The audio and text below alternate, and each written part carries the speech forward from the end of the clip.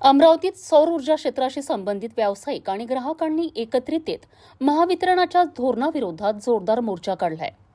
Solar प्रकल्प बसविताना महावितरणकडून घालण्यात आलेल्या अटी आणि नियमांमुळे ग्राहक आणि व्यावसायिक त्रस्त झाल्याचा आरोप करण्यात आलाय। अमरावती शहरात आज सोलर व्यावसायिक आणि ग्राहकांनी एकत्रित येत महावितरणाच्या धोरणांविरोधात आंदोलन छेडलेत। शहरातील विविध भागातून आलेल्या सोलर व्यावसायिकांनी आणि ग्राहकांनी हातात बॅनर आणि फलक घेत मोर्चा काढत आपला संताप व्यक्त केलाय।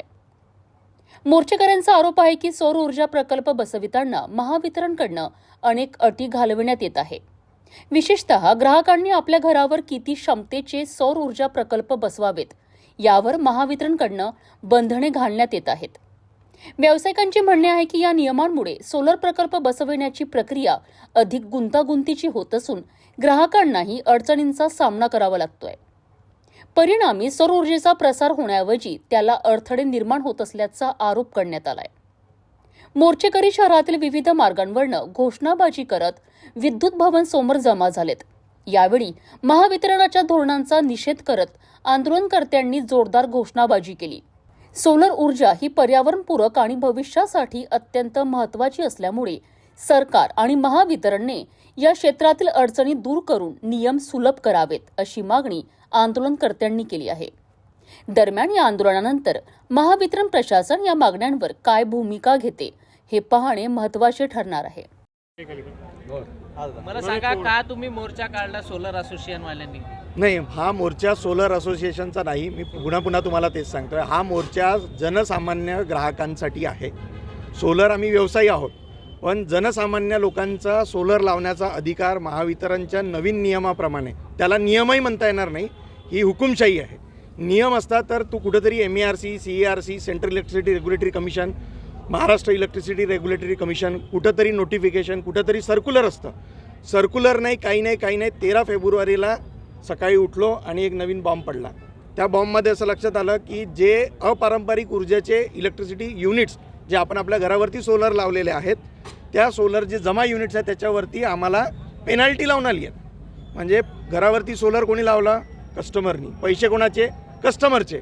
आणि ॲडिशनल युनिट जे जनरेट झालेले, ॲडिशनल का बरं जनरेट झाले? की उन्हाळ्यामध्ये कोणी AC वापरत नाही, कूलर वापरत नाही, ते जे युनिट एक्सपोर्ट केलेत त्याचा अधिकारसुद्धा महावितरणनी दिलेला आहे, त्याला नेट मीटरिंगच्या माध्यमातून एक्सपोर्ट करायसाठी।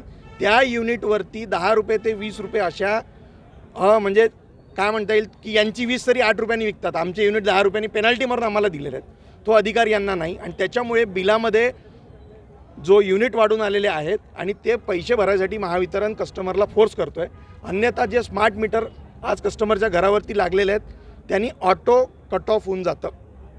आणि काही ग्राहकांच्या जे आम्ही आज निवेदनं दिलेत ते सोलर असोसिएशनच्या माध्यमातून नाही दिलेले आहेत, ते सगळे ग्राहकांच्या माध्यमातून दिले आहेत। कारण ग्राहक आमच्या माध्यमातून सोलर लावलेला आहे, तर प्रश्न आम्हाला विचारतो। दुसरा प्रश्न असा आहे की आता हा प्रश्न दुसरा सोलरवाल्यांचा आहे। आम्ही मागच्या 2 ते 2.5 वर्षामध्ये या राज्यामध्ये 10,000 कोटीची उलाढाल केलेली आहे। आम्ही सोलरवाले छोटे काही व्यापारी नाही आहोत। आपण तुम्ही विचार करा की महाराष्ट्र राज्य 2,000 कोटी, 1,000 कोटीची, 5,000 कोटीच्या MOUसाठी इकडे तिकडे फिरतो। आम्ही 10,000 कोटीची उलाढाल मागच्या 2 वर्षात केली। 7,50,000च्या घराच्या जवळपास आम्ही रोजगार निर्मिती केली। आम्हाला GST तुम्ही बेनिफिट पहा, इन्कम टॅक्स बेनिफिट पहा। जर का एखादी कंपनी 10,000 कोटीची इन्व्हेस्टमेंट महाराष्ट्रात घेऊन आली असती तर 1 रुपया फुटांनी जागा दिली असती, 10 वर्षाचा टॅक्स हॉलिडे दिला असता, खूप साऱ्या सुखसुविधा दिल्या असत्या। याच्यामध्ये 1 रुपयाचंही कर्ज आम्हाला कोणी महाराष्ट्र गव्हर्नमेंट दिलं नाही आहे। आणि हा MSME आहे, स्मॉल MSME। आज राज्यव्यापामध्ये तुम्ही पहा की अमरावतीसारख्या ठिकाणी या 650-700 लोक आज या व्यवसायामध्ये जुडलेले आहेत। याच्यावरती उदरनिर्वाह चालतो आणि सडनली तुम्ही 13 तारखेला सांगितलं की नाही, सोलर लावायसाठी तुम्हाला जी ऑटो सँक्शन अट होती ती तुम्हाला आम्ही कट ऑफ करू। ॲव्हरेज किती कन्झम्पशन आहे, म्हणजे कस्टमरच्या घरी किती इलेक्ट्रिसिटी वापरायची हे महावितरण ठरवणार, त्याप्रमाणे आम्ही सोलर लावायचं सँक्शन देऊ। असं होत नाही। या आवाजाविरोधात आम्ही सगळ्यांनी एकजूट होऊन याच्या पहिले पत्रकार परिषदा घेतल्या।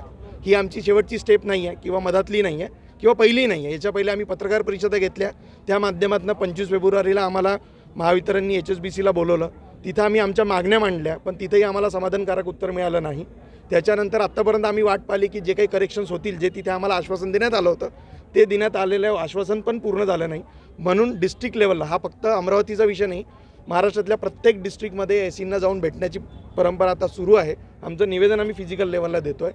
अजूनही आम्ही 4-5 दिवस 10 दिवस पुन्हा वाट पाहू, 5 दिवसपर्यंत वाट पाहू आणि नाही झालं तर आम्ही महाराष्ट्रव्यापी आणि त्याच्यानंतर देशव्यापी आंदोलनाची आमची भूमिका आहे. याच्यामध्ये आम्ही ministry of new and renewable energy solar लावायची ही जी संकल्पना आहे ही महाराष्ट्र गव्हर्नमेंटने आणलेली नाही आहे सबसिडीची. ही सबसिडी सेंट्रल गव्हर्नमेंट देतं. सेंट्रल गव्हर्नमेंटच्या नियमात राहून हे सगळे कामं केल्यावरही जर का ग्राहकांना भुगदंड भेटत असेल तर याची जबाबदारी घेणार कोण? म्हणून आम्ही सेंट्रल गव्हर्नमेंटला पण अप्रोच करणार आहोत.